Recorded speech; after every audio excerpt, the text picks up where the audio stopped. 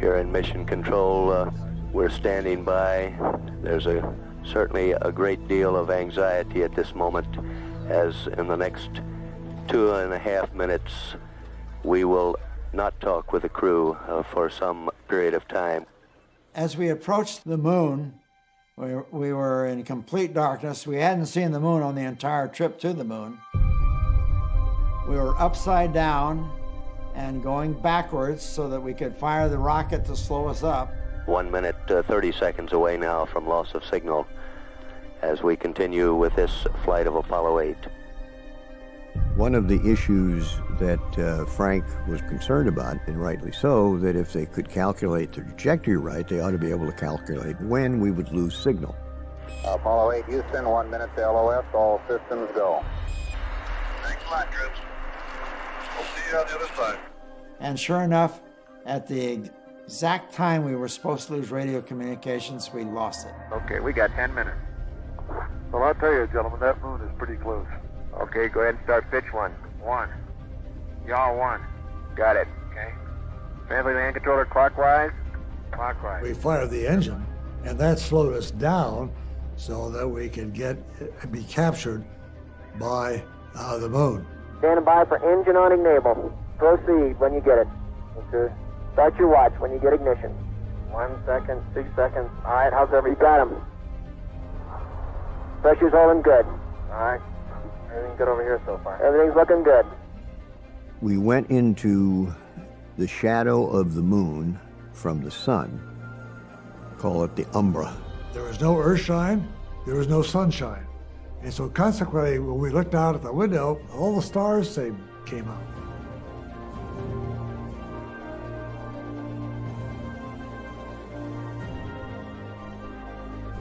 Suddenly there were stars everywhere, more stars than you could count. You couldn't recognize the constellations because even the little stars seemed bright. And yet, as I looked back over my shoulder, I saw suddenly the stars disappeared.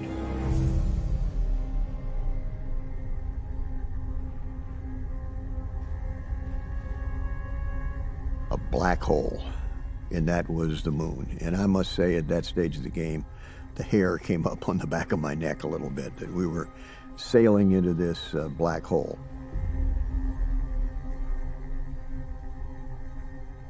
We rolled out the spacecraft, and then we were just getting into where the darkness slipped into the long shadows of the sunlight started to come in.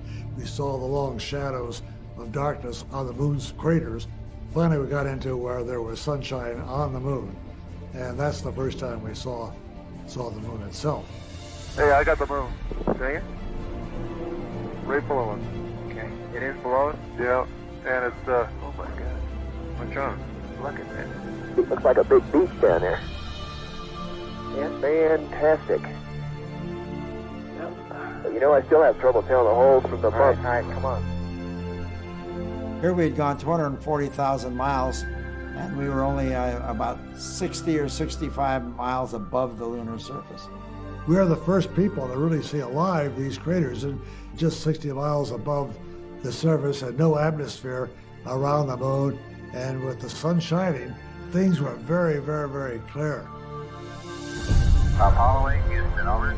Go ahead, Houston, this is Apollo 8. Burning complete. Orbit is 160.9 by 60.5.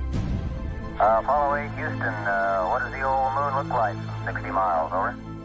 Okay, Houston, the moon is essentially gray. No color.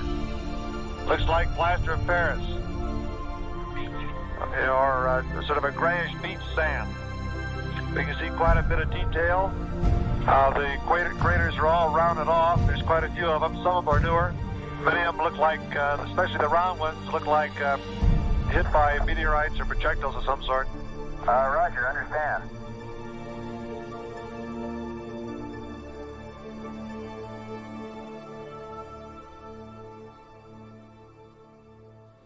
Good evening. American astronauts Borman, Lovell, and Anders are whirling about the moon on this Christmas Eve, further away from home than man has ever been.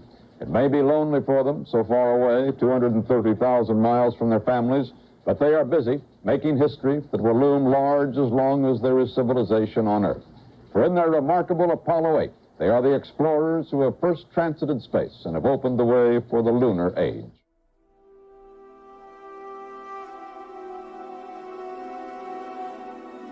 Instead of going around the moon upside down and backwards, Frank repositioned the spacecraft so it was more like driving a car down a road. All right, we're gonna roll. Ready? Set.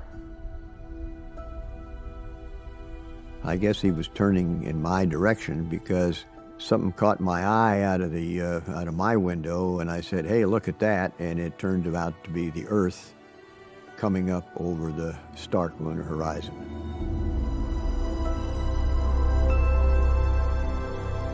Oh, yeah, look at that picture over there. Earth coming up. Wow, that's pretty. Hey, don't take that. It's not scheduled. You got a color film, Jim? Hand me a roll of color, quick. Oh, would you? man, that's Hurry. great. Where is it? Quick. Let's grab me a color. A color exterior. That one? Yeah, I'm looking for one. C368. Anything, quick. Hey, I've got it right here. Bill, I got it framed. It's very clear right here.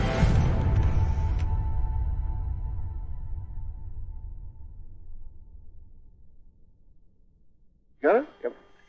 Let's take several of them. Take several of them. Here, give it to me. Wait a minute, let me just get the right setting here now. Just calm down, Bubba. Well, I got it right. Oh, that's a beautiful shot.